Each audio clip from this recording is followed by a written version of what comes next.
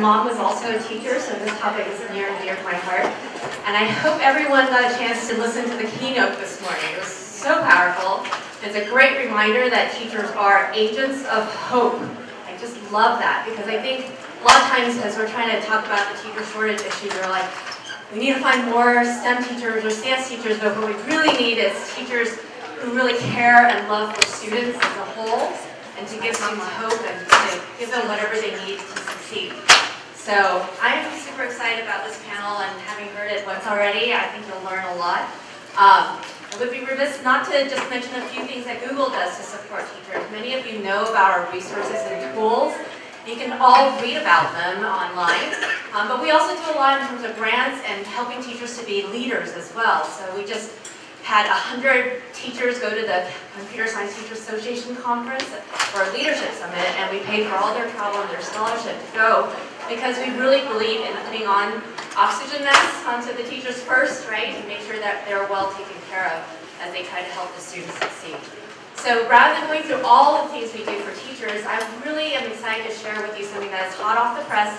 I just was at DC working with school fellows who interviewed 12,000 educators on the ways that we really should be supporting teachers and educators to be successful in the classroom. And they came up with this document, which is only existing on PDF right now. I don't even think it's online. So if you want a copy, let me know. But I wanted to share with you the 7 themes that they teased out of all these interviews. So the first one is sustainable and ongoing learning. So, and as you're hearing this, maybe some of these will resonate with you as well. Number 2 is teacher-driven, meaning that for professional development, they want it created by teachers for teachers, teacher-driven. Number 3 is pure observation and learning. Right. Number 4 is data-driven and aligned. How often do they get data about their students, and how are they assessing their learning? Number 5 was administrators as instructional leaders. So they wanted support from their administrators, and they wanted their administrators to understand what it means to have good teaching and learning. Number 6 is time and space to collaborate.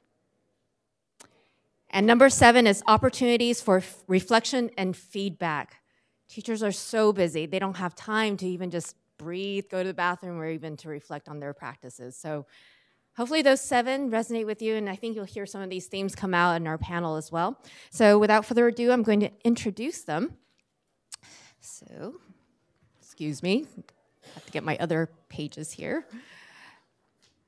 So our moderator today is Ben Higgins, and he is a physics teacher at Eastside Union High School District, and I'll tell you a little bit more about him.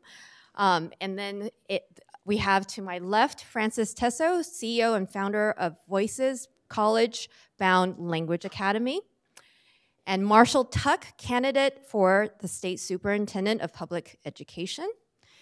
Joan Bissell is the Director of Teacher Education and Public School Programs at the California State University System.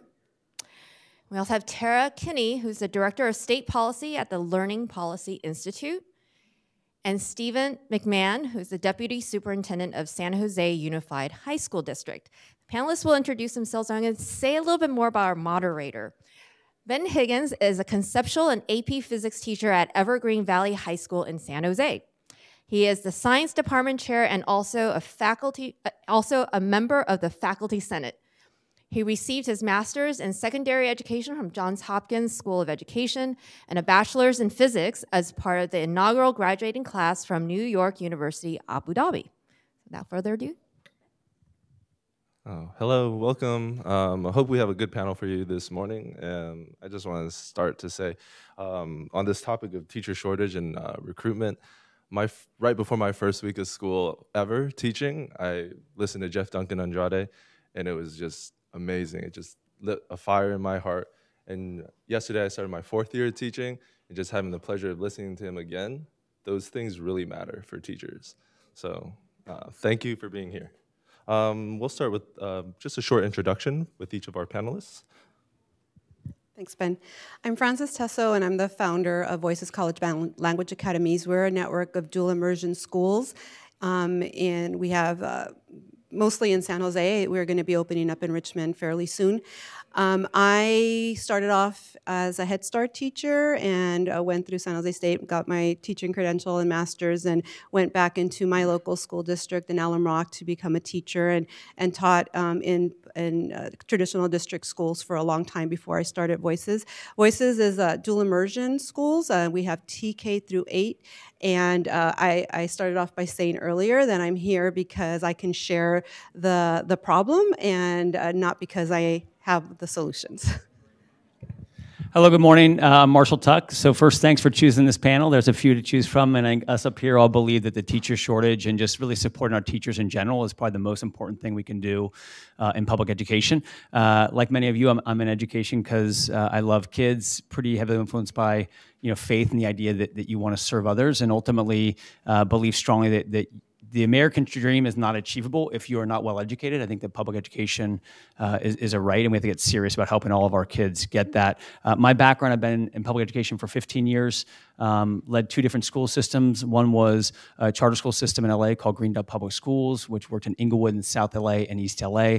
Then I went to work in district schools in LA. There was a unique relationship between the mayor and the school district to try to turn around the lowest performing schools in Los Angeles, in Watts, South LA. So these were district schools. And so I led that effort and was kind of like a superintendent of a district within a very large LA Unified District just focused on the highest need kids. And most recently did a 2-year residency at a group called the New Teacher Center, which is focused on how do we help districts support teachers and principals by putting in place high quality coaching and mentoring programs so that we have ongoing, particularly for our new teachers, but really for all, like ongoing learning going amongst our professionals and really giving much better support. And currently running for state superintendent of public instruction in this state because our Constitution is one of the only 4 in the country that says a quality education is a right of every child, and we're not getting that job done for every kid right now. So looking forward to working with all of you to make sure we get it done. I'm Joan Bissell. I'm the Director of Teacher Education and Public School Programs for the California State University. CSU is the largest public university in the nation. Our first CSU campus was San Jose State. The dean from San Jose State, Paul Casellas, is with us today. It was a normal school. The preparation of teachers has been a central mission of the CSU since its inception.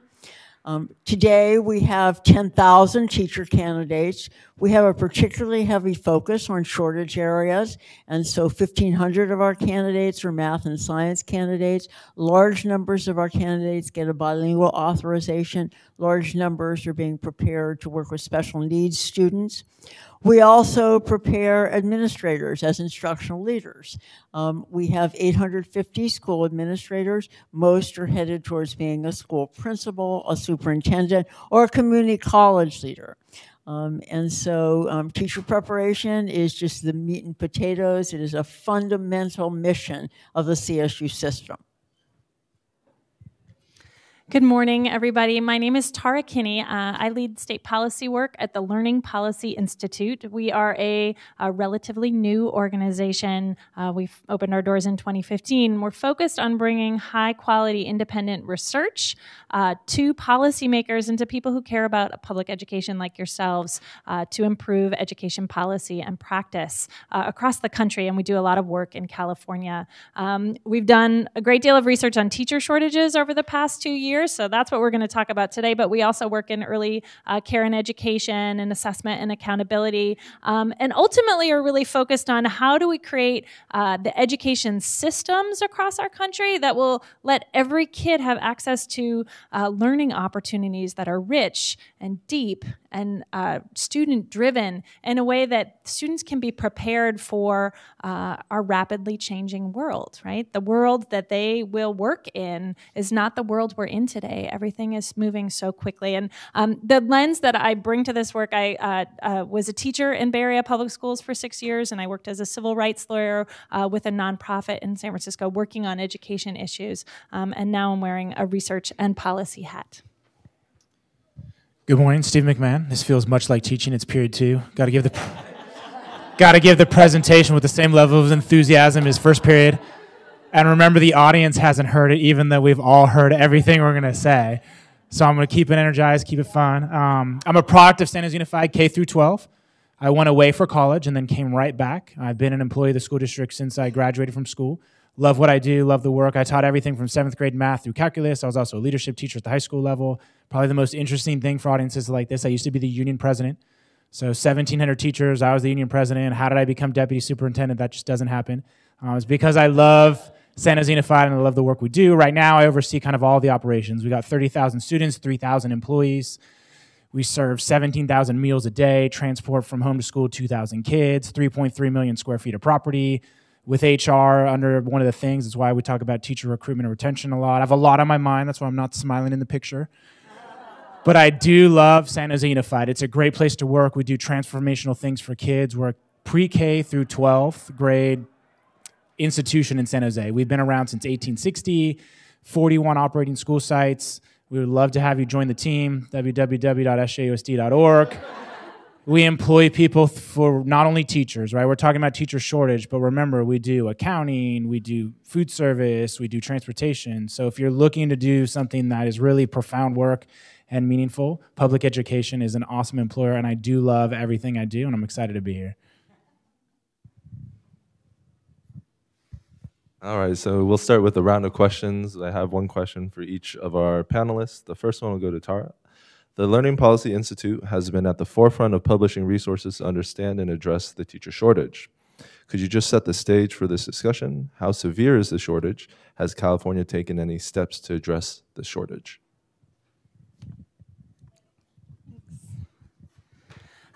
So yeah, the shortage is growing in the state, and I'm guessing that's why you all picked this session this morning. You're reading about it in your newspapers, especially at this back to school time, and you're seeing it in your schools and your communities. And while shortages certainly vary across the state by district, and by subject, they are severe and they've been growing. And we've been looking at this research, like I said, over the past couple of years, really in depth, and we've been looking at statewide data trends over many years. So I want to share with you, I got a couple slides just because I think it's easier to understand when you can look at it visually. Let's see. So one of the big drivers of the shortage is that enrollments in teacher preparation in California have plummeted. They are down 73% since 2002. So fundamentally, our supply of qualified teachers in the state is not where it once was. And that wasn't a huge problem during the recession when districts were laying off teachers. But as the economy improved, districts are putting back the courses and programs that they cut, bringing class sizes down where they had raised them during the recession, and that has boosted our demand for teachers across the state, and we simply don't have the supply to meet that, and we are every year churning through and losing teachers from the classrooms for a variety of reasons. There's a lag in this data, what we're looking at. So the latest data we have is from the 15-16 school year. So last year we did a survey with California school districts to try to get a handle on like, well, what does this look like in real time today? And what this, we surveyed with the School Boards Association, a representative sample of about 250 school districts. 75% of them reported teacher shortages last fall. And of those, 80% said the shortages were worse since 2014. You know, a vast majority of districts are feeling this. Not more than nearly 9 in 10 reported shortages in special education. Nearly 6 in 10 in math and science. A third of districts reported shortages in elementary education, which is typically an area of surplus. And 14% of districts reported shortages in bilingual education, numbers that we expect to grow now that Proposition 58 has passed in the state and made it easier for districts to offer bilingual programs, which are in great demand. One of the best signals we have of the extent of the shortages are the number of underprepared teachers in the system. And you know, when districts can't find a qualified teacher for the position, the state allows them to hire someone who's not fully prepared. And these folks, the folks with these credentials are on the rise in the state. The number of folks on underprepared credentials and permits has doubled in the past 3 years. And in particular, if you look at the little red boxes here, these are folks who lack both subject matter competency in the subject that they're teaching, as well as teacher preparation, and these have quintupled in the past 3 years. So there are large numbers of underprepared teachers entering our classrooms, and these underprepared teachers are disproportionately teaching in high minority, low-income schools. So teachers on emergency-style permits are 3 times as common in high minority schools. They're twice as common in high poverty schools. So the shortage is really hitting our highest need students the hardest. And when we think about all the work that we've been doing in California for the past several years, you know, we're implementing Common Core standards. We've massively changed our system of school finance in the state. Districts like San Jose and others have made A to G courses a requirement for graduation. So we're implementing some massive changes across the state. We need well-prepared teachers to do that, and that's a real issue for our state right now. It's going to take some concerted investments to turn it around, and I'm looking forward to talking about those solutions too. And from the classroom perspective, we did just start school yesterday, and I was talking to my principal. We are still in need of teachers. I've taken extra students in my class so that we can fill that need and wait for hiring to finish, even though the school year has already started. So our next question will go for Joan. The CSU system is the largest provider of teachers for the state of California. What efforts has the CSU system made to increase enrollment, and what kind of support would you like to see from state or policymakers? We've made 5 kinds of efforts. The first one focuses on teacher candidates and what they need most, and that's financial aid. And so 2 examples of what we've been doing is the first is to connect candidates with the financial aid that is available. It turns out that there are large programs that are being underutilized. It's often very difficult for a candidate to find out about financial aid, to fill out financial aid forms. And so we now give each one of our campuses almost $10,000 a year for them to have someone who is an ombudsman who helps with financial aid. We focus specifically on a federal grant. It's called the TEACH grant, one of the most underutilized in the nation. And we've tripled the number of candidates who get those TEACH grants, which are $4,000 a year up to $16,000. Another example of federal financial aid is the National Science Foundation Robert Noyce program. On that one, we are just unashamed to say that we are super aggressive about California being the state that gets the lion's share of that funding. And so there are a number of years when we've gotten between 30 and 33% of $60 million of federal funding.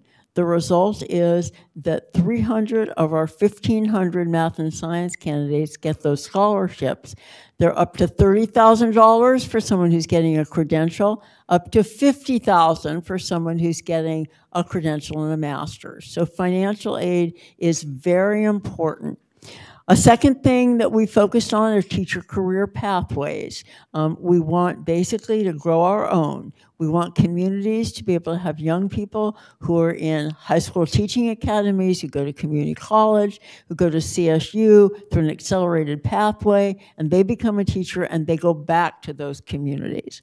A third thing that's very important for us is 4-year preparation of teachers.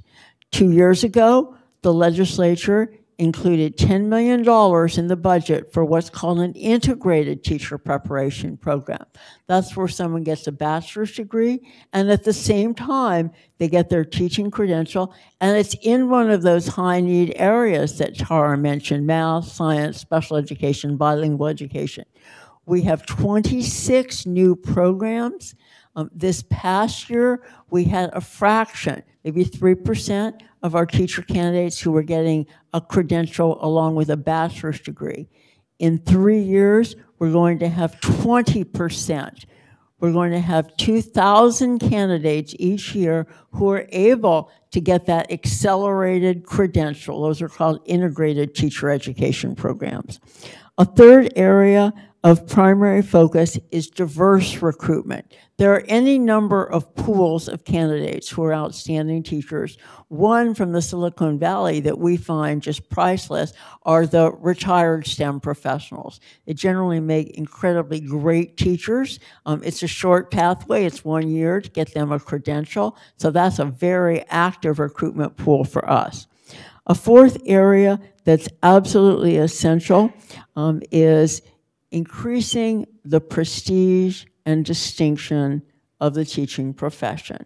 So there are two parts of this equation. One is a teacher recruitment. The second is a teacher persistence and retention. So with Marshall's organization, the New Teacher Center, we every year host in the summer an event for teachers across California. We call it the California Teachers Summit, Better Together. 2 weeks ago, this summer, we had 10,000 teachers who participated. Over the past 3 years, we've served 35,000. That is to honor and celebrate and recognize our teachers and let them know how valued they are as one of our most critical resources. All right, thanks, Joan. The next question will be for Francis. Francis, Voices College Bound Academy is a dual immersion English-Spanish TK8 public school. How do you effectively recruit and retain bilingual teachers, and what support would you like to see from policymakers now that the passage of Proposition 58 will increase the overall demand for bilingual educators? So yeah, it's kind of weird. I'm going to repeat everything I said earlier. Okay. So we have been around for 11, 12 years, and for the first 8, 9 years, we didn't actually recruit or have a strategy. We had a big pool of teachers always applying to Voices. We need teachers who were bilingual, and we attracted those teachers because of the students we served and because of our program. And so there was a teacher shortage going on that I kind of heard about, but it didn't affect us. Recently, though, in the last couple of years, things have turned around completely, and we are victims of the teacher shortage as well. I was reading recently that I think in 2009, the state gave out about 1,200 bilingual authorizations in that year, and I think last year it was under 700 in the state. So given the programs that exist now that need bilingual teachers, let alone now, I think we're going to see even more districts and more schools adopting bilingual education or dual immersion programs, the need is going to go drastically up, and that's pretty scary for us. So in the last couple of years, what we did was we started off by doing what traditionally most folks do when we go to teacher ed programs at universities, and we'd go to teacher recruitment fairs, but we found that that wasn't working for us. That wasn't who our ideal teachers were, and we had to kind of regroup and think about where are the teachers that we need, that diverse pool, the bilingual pool, the pool that looks like the kids in our classroom. We have about 90% students of color, about 75% English language learners, and about 75% students that are on free and reduced lunch. So we decided, we did go to universities. We went to different programs in different departments. We went to social justice departments and ethnic studies departments. And that's where we found our candidates, that they weren't on the teacher trajectory, but once we kind of let them know how they could follow their passion about making a difference and changing the world in the classroom, it was an easy sell from then. So that's where we're going to recruit most of our teachers right now. Having said that, most of our teachers, for the first 8, 9 years, we never had not one teacher on any kind of emergency credential. Now, most of our teachers are on emergency credentials because they're waiting. We're getting them in. We got them interested in being teachers. We're supporting them for that first year and getting them into intern programs so that they can continue and become fully credentialed.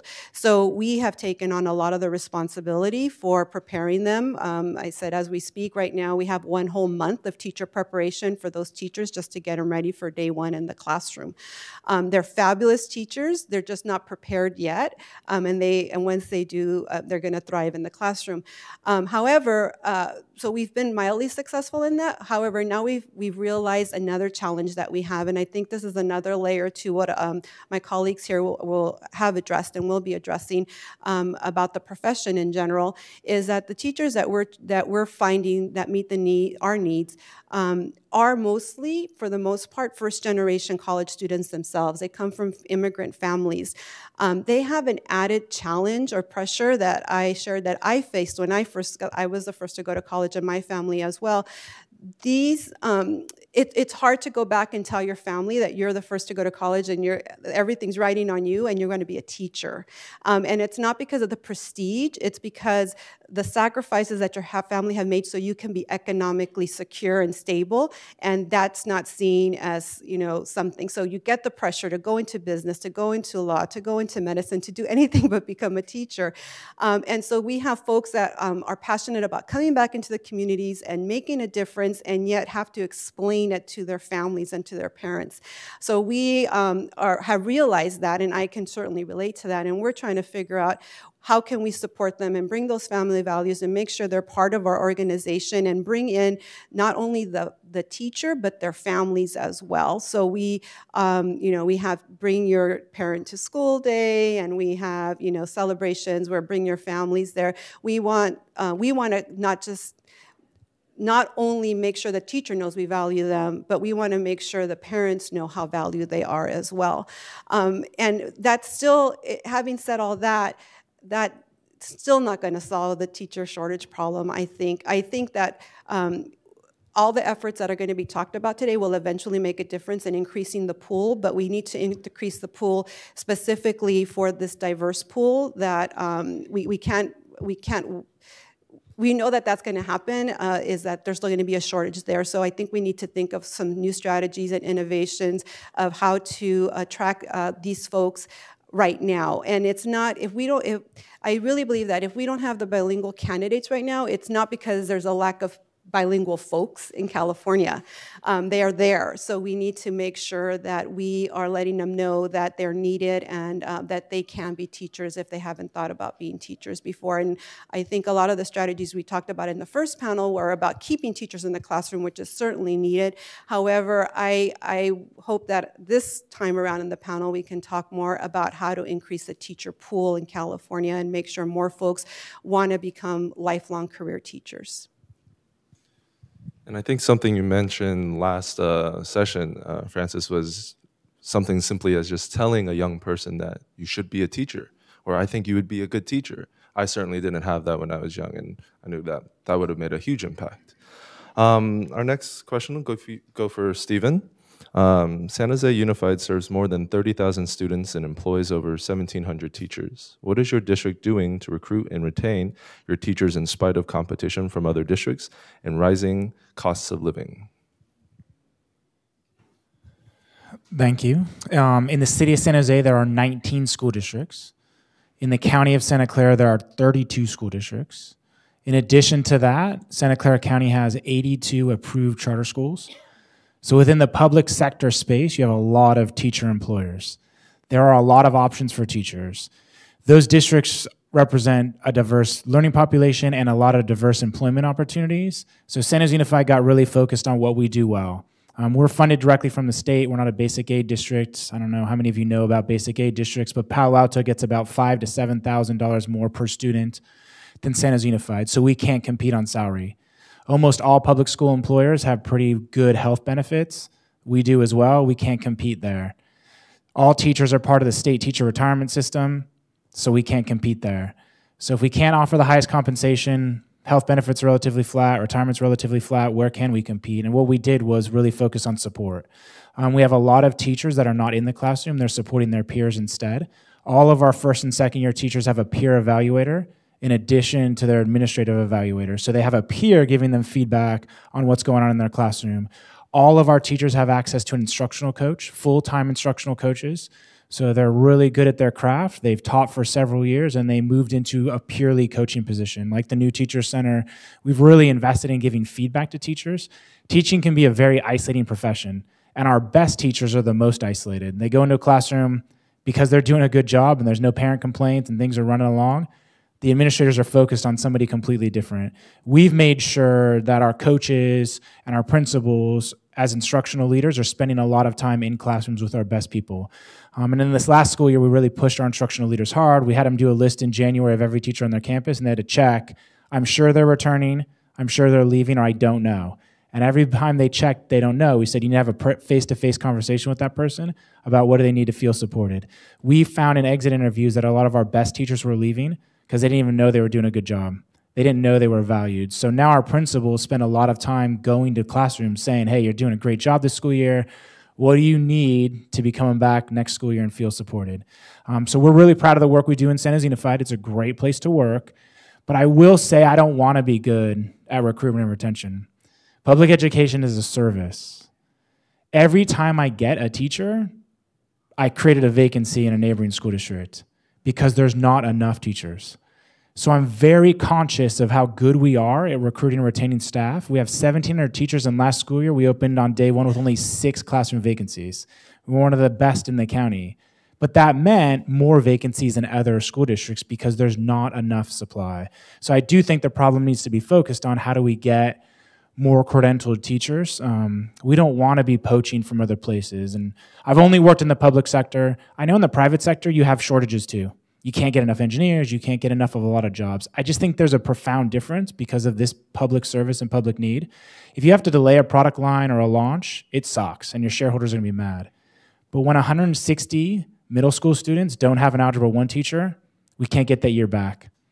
And we now have 160 kids who can't say, oh, I need a delay in Algebra 1 for a year.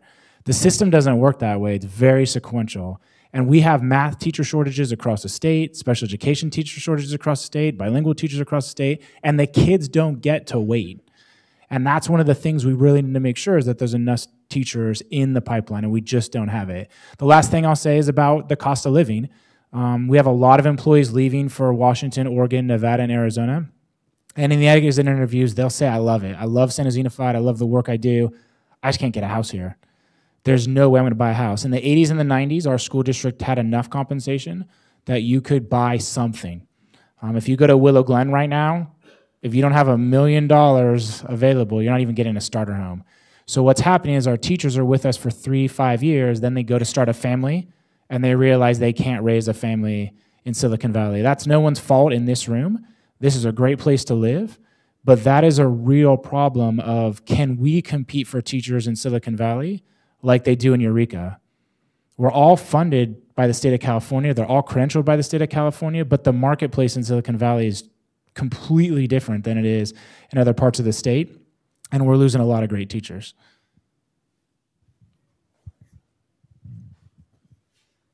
And I live with 3 other teachers in one house, and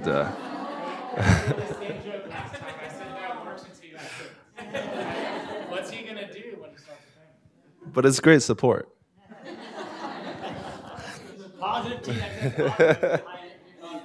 Yeah, we talk about teaching all the time. So our last question will go for Marshall. You have focused on teacher mentorship and training through your work with the New Teacher Center. How do we support new teachers to master their craft and build leadership? And how should the California Department of Education provide that support? So I want to mention just a couple broader things about the teaching shortage in teachers and then talk more specifically about mentoring and coaching. So first with my parent hat on. So I have a son who's 6 years old and he starts school on Tuesday at his local public school. And my wife May and I, when we think about his school experience, we think maybe a little bit about what's the curriculum going to be. We think a little bit about what's his enrichment or after school program going to be. And we think a whole lot about, is he going to have a teacher who is excited to come to work every day, who's supported, who believes in my son, who's gonna really understand how does my son learn, what makes him tick, and just bring that energy and get him excited to learn. That's where 95% of our thinking comes from, is in terms of that teacher at the end of it. And that's the most important thing a school actually has to help change, to educate a kid and inspire a kid and change the trajectory of their lives. And then when I put my hat on in terms of leading schools in Watts and South Central and East LA, and Tara mentioned this earlier, where you have the greatest pain of our shortages sit for our neediest kids. Your schools in Watts, your schools in Richmond, your schools in Oakland, your schools in parts of San Jose, they had problems staffing before there was a massive teacher shortage. And so our neediest kids that actually need high quality instruction the most by far just get crushed by what's going on right now.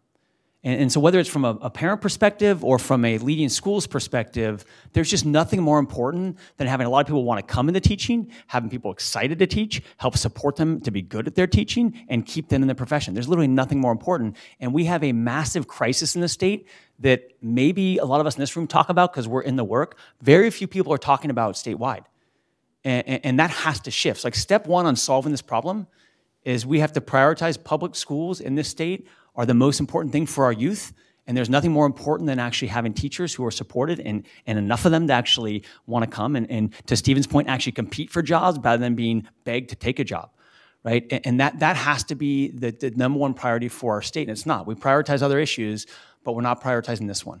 And it's time to get serious about it. And Joan and others mentioned incentives have to change, compensation for teachers have to change. Looking at free college for folks that teach for a long time is a relatively low-cost solution. And then when people get their jobs, they have to be better supported.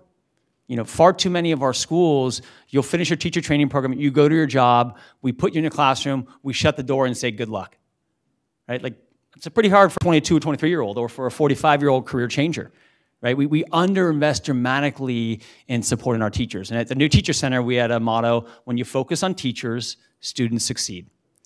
And so what we need to kind of see at scale in our school districts, and places like San Jose are already doing this, but many are not, is how do you actually have much more mentoring and coaching for our teachers and our principals?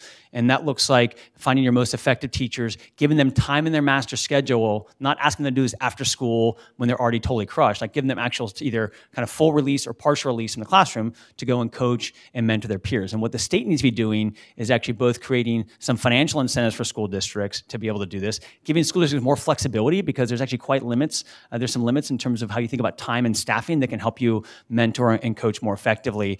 But bottom line for all of us here, and we're closer to the work, but we got to go out and tell the broader, our broader society and our community and our state and our cities, there's nothing more important than having teachers who are supported and motivated in classrooms, and we are totally failing, and it is crushing our highest poverty kids, and it's time for us to come together and solve it. And the last thing I'll say is, the reason I'm so optimistic we can solve it, teach is an awesome job.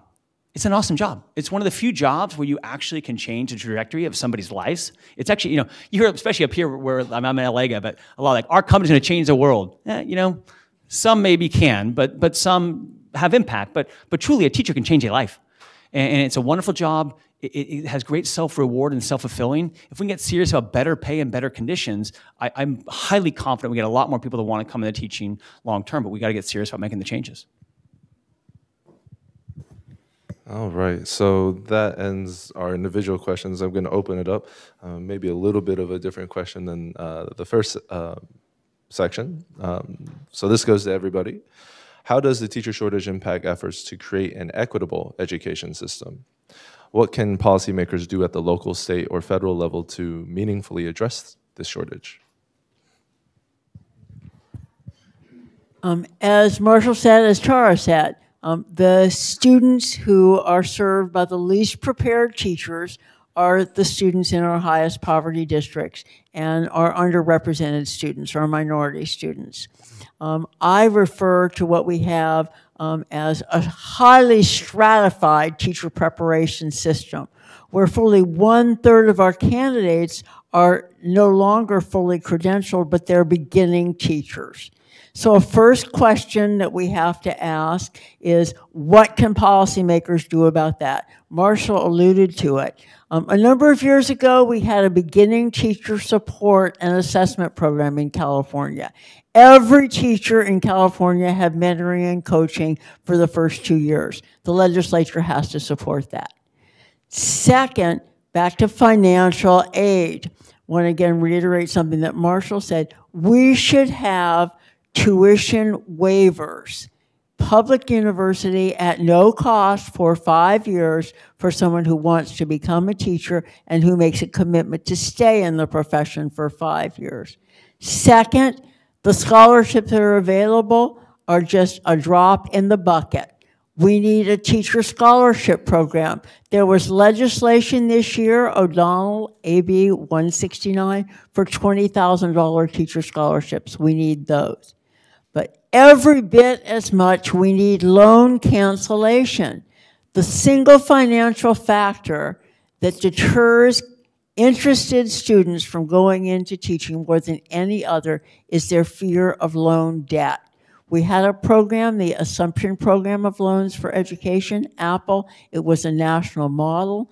A teacher was able to get $11,000 of their student debt paid back, but if they were math or science, taught in a Heidi district, $18,000. We doubled the preparation of teacher candidates because that was such a huge incentive for so many students going into teaching who themselves are first-generation college goers.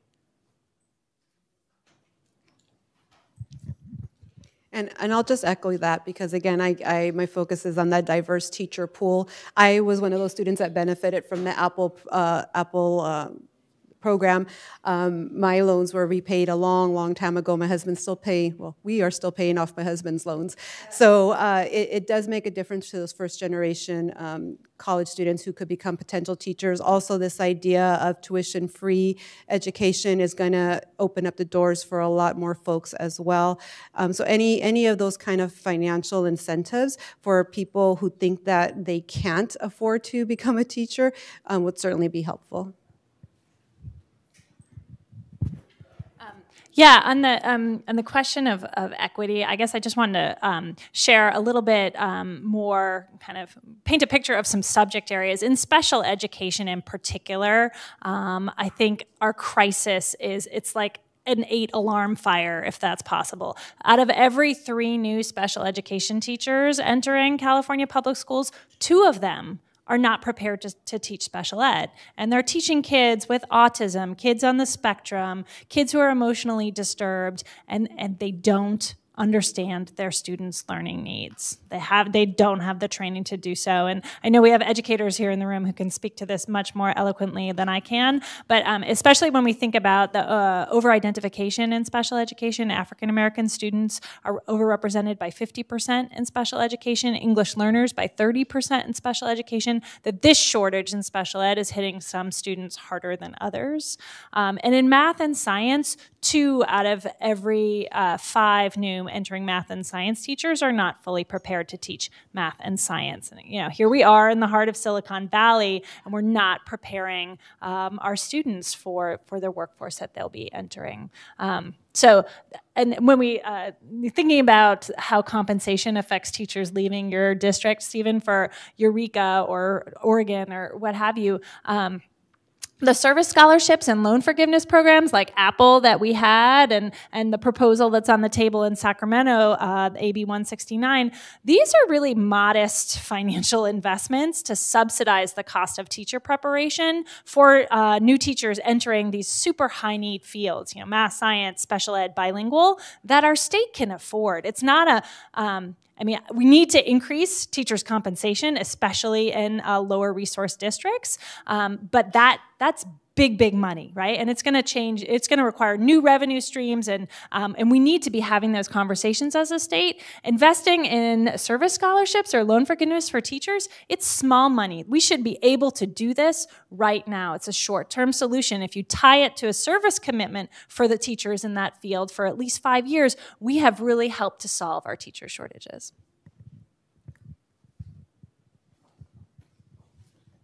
All right, so next question kind of talks about Marshall's point. Outside of this room, the focus of education is on the kids. Can each of you name one thing the companies in this room can do to better serve teachers?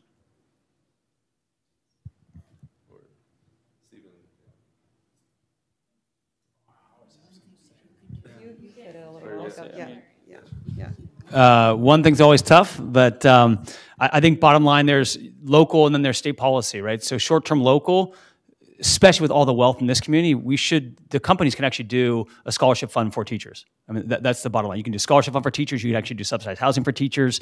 It's a matter of actually making more of an investment, double down on the size of the money you're actually allocating towards you either have a foundation if you have one or towards your corporate responsibility and your marketing dollars, actually increasing those funds.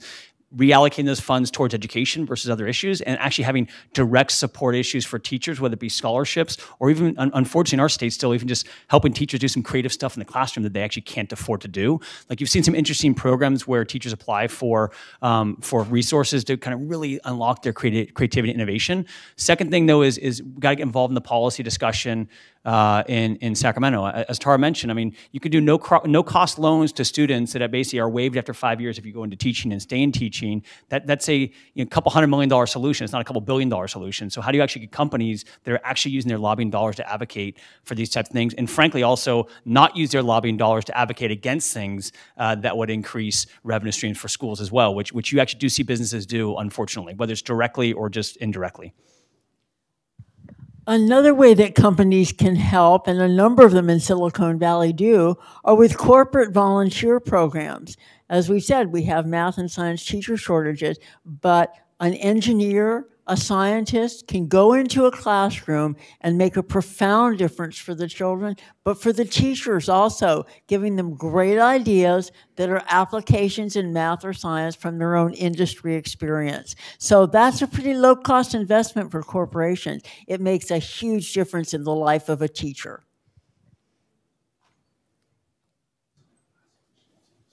That's the last one. Go ahead. Go. Let's hear from more. No. The question that we just had. Okay. That's the last one.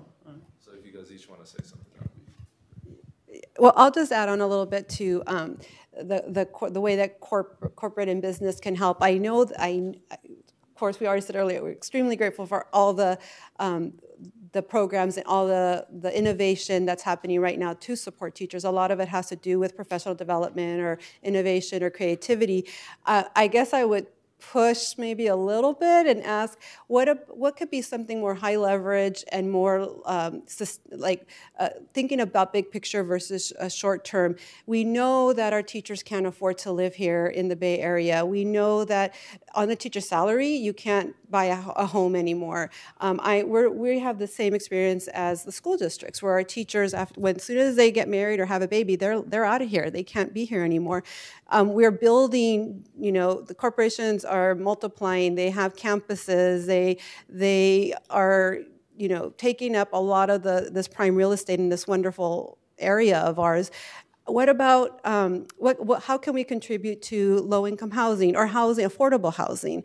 How can we contribute to making it cities and communities where teachers can afford to live with something, creative, not creative? I don't know the answer. I know I heard a couple of months ago someone mentioned, what about teachers not paying state income taxes? I said, I would vote for that. So I'm not a politician. I don't work up in Sacramento. But I would say that I would push those folks that are in those seats and the folks that are running all these wonderful companies to get innovative and get creative and think about something long-term so that teachers can build roots in the communities where they teach. So quick question on that point. Raise your hand if you can name your state assembly member, state senator, state superintendent, and school board member. Think for a second. Let's be as honest as possible. All four of those positions. So this is actually the best room I've ever seen in my life when I asked that question. I'm dead serious. And it's still about 35%, right? Every solution we've talked about, if those policymakers don't actually pass policy to solve them at scale, they will not be solved at scale. We will not educate all kids. We will not solve the teacher shortage problem. So you have to get involved in the politics of education to complement stuff you're doing locally. And if we want to do it at scale, you have to influence the policymakers. There's really no other way given the sheer size of the problem. I will add the governor needs to hear from the business community too, especially on anything that requires a budgetary investment. Weigh in with him. Ditto all of the great ideas you've heard from these folks. I would add, we also have shortages in career technical education for teachers. And business can really support and create opportunities for classroom teachers to get the experience in industry, for the teachers who come in straight out of college and haven't worked in industry for a while, to, in their summers, both increase their compensation through a paid summer internship or work experience in business and corporate settings, and then that allows them to add a CTE credential to their existing credential and staff those classrooms. So that's like a very concrete thing that business can do. And internships for students to give them those rich learning and opportunities that will make school real to them and to help them see where they're going. I guess I should add something. I do agree with the lobbying. I mean, the private sector has been very supportive of programs, so STEM initiatives, but a STEM initiative without a credentialed math teacher, you're just discounting the value of that investment. And I don't think the lobbying efforts in Sacramento has been as strong as they should be. We are in Sacramento a lot as a school district. We cannot get change through. And we do need the private sector to start leaning on the legislator and the governor. We can't do some of the most basic changes to California law for public education because the system is so entrenched. And public education isn't something where you can just like start Uber. I know that there's models to do that. Charter schools are kind of like that. They're a new way to do things. They operate in a different structure than the traditional public school system, but they're a fraction of the students in the system. We really need to create that. One of the things San Jose Unified would love is the flexibility that the charter school system has. Why don't we have it? Why can't our school district do the same exact things that they're doing? So the ability for us to innovate, create change, and move quickly is almost non-existent if you're a traditional school system. But a charter school system can move more rapidly. So I'd love the private sector to get with us in Sacramento and say, hey, let's let everyone have the opportunity to change and move more aggressively, and then just rethink, the STEM program without the math teacher, maybe those dollars in Sacramento changing loan forgiveness programs, teacher prep programs, and I bet as a private sector employer, you benefit too. You take a 5-year math teacher who has a degree in mathematics or the sciences, and you employ them, you got someone who can help you with PD. If you can teach middle school math, you can do PD for adults. So we always think about private sector people going into teaching. I think there's a lot of opportunity for teachers to go to career changes and bring the skills they have working with young people and the inspiration, the motivation, and bring that to a company and do some great PD. Don't recruit them right now, though. Yeah, exactly. Well, the other strategies that I think are incredibly important are what I call first pipelines and pathways, and second the M&M strategies that we need to invent in California. The first part of the M is magnet schools for future teachers. We have STEM magnet schools, we have arts magnet schools. We should have magnet schools for teachers, and corporate California should invest in those. And the second part of the M is the mentoring. We hear a little bit about the outstanding work of the New Teacher Center, but we do not have enough mentor teachers for the current crop of teacher candidates. And so another thing that corporate California can do is invest in fellowships for current teachers who are willing to become mentor teachers. 2 effects. One, the new teacher candidate has an outstanding mentoring coach. But number 2, that is one of the most rewarding things for a current teacher, again, dealing with the second side of the equation, wanting them to remain in the profession as a teacher leader. All right, that's all the time we have today. Please give our panelists a round of applause. I think that was better than the first time. Thank you, everyone. And our keynote address begins in about 10 minutes in the main room.